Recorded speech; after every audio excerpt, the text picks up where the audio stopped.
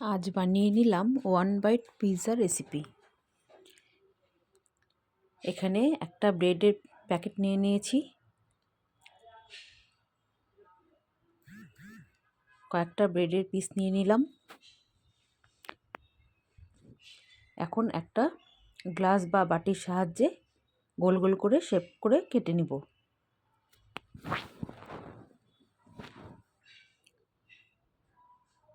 আমি এখানে গ্লাস দিয়ে কাটছি, আপনারা চাইলে বাটি দিয়েও কাটতে পারেন, অসুবিধা নেই, কিন্তু গোল গোল শেপ করে এখানে কেটে নিচ্ছি।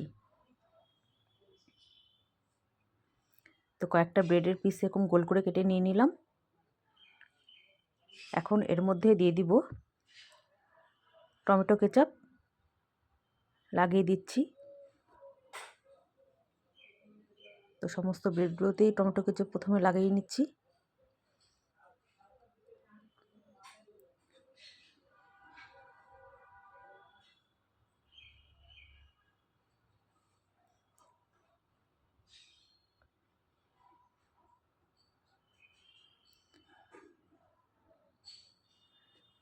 খুব ভালো করে টমেটো কেচাপ আমার লাগানো হয়ে গেছে। এখন আমি দিয়ে দিচ্ছি এখানে বাকি উপকরণগুলো। প্রথমে দিয়ে দিচ্ছি হলুদ রঙের ক্যাপসিকাম নিয়েছিলাম, আপনারা চাইলে যে কোনো কালারেরই নিতে পারেন। তো প্রথমে এটা দিয়ে দিলাম, সবগুলোতেই দিয়ে দিচ্ছি। তারপরে দিয়ে দিচ্ছি ছোটো ছোটো করে কেটে রাখা, একই সাইজের কেটে রাখা টমেটো। আমি সব কিছু একই রকমভাবে কেটে নিয়েছি। টমেটো দিয়ে দিলাম।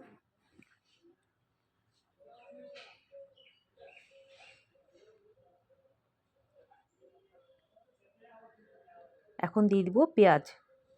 পেঁয়াজগুলো এরকম করে কিউব করে কেটে নিয়েছি।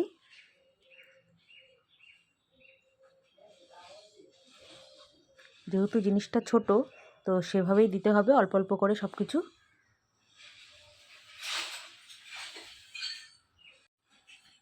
তো সমস্ত পেঁয়াজগুলো দেওয়া হয়ে গেল সবগুলো ব্রেডের পিসের উপরে।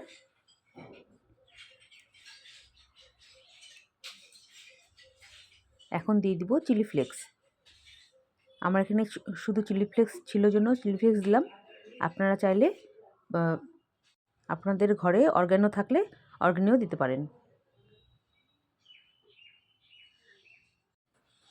তো আমার কাছে তো অরিগানো ছিল না, তাই জন্য দিলাম না। তো ভালো করে সমস্ত ব্রেডের পিসগুলোর মধ্যে চিলি ফ্লেক্স দিয়ে দিলাম। এখন আমি দিয়ে দিব চিজ। আমি এখানে ছোট ছোট কিউব করা যে চিজটা থাকে, সেই চিজটা আমি গ্রেট করে নিয়েছি, সেগুলোই দিয়ে দিলাম। আপনাদের কাছে মজেলা চিজ থাকলে ওটাও দিতে পারেন। তো প্রথমে আমি ভুলে গেছিলাম যে আমাদের কর্ন আছে, তো পরে মেয়ে বলল যে কর্ন আছে তো কর্ন দিয়ে দাও। তো পরে আবার আমার মেয়ে নিয়ে এসে দিয়ে দিল কর্ন।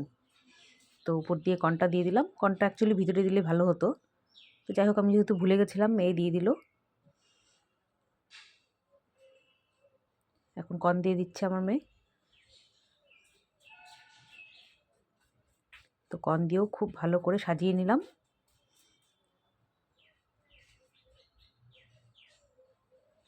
খুব সুন্দর লাগছে দেখতে, তাই না?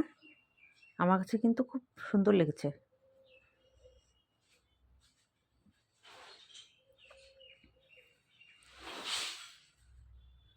তো সমস্ত ব্রেডের পিসগুলোর উপরে কর্ন দিয়ে সাজিয়ে দিল আমার মেয়ে।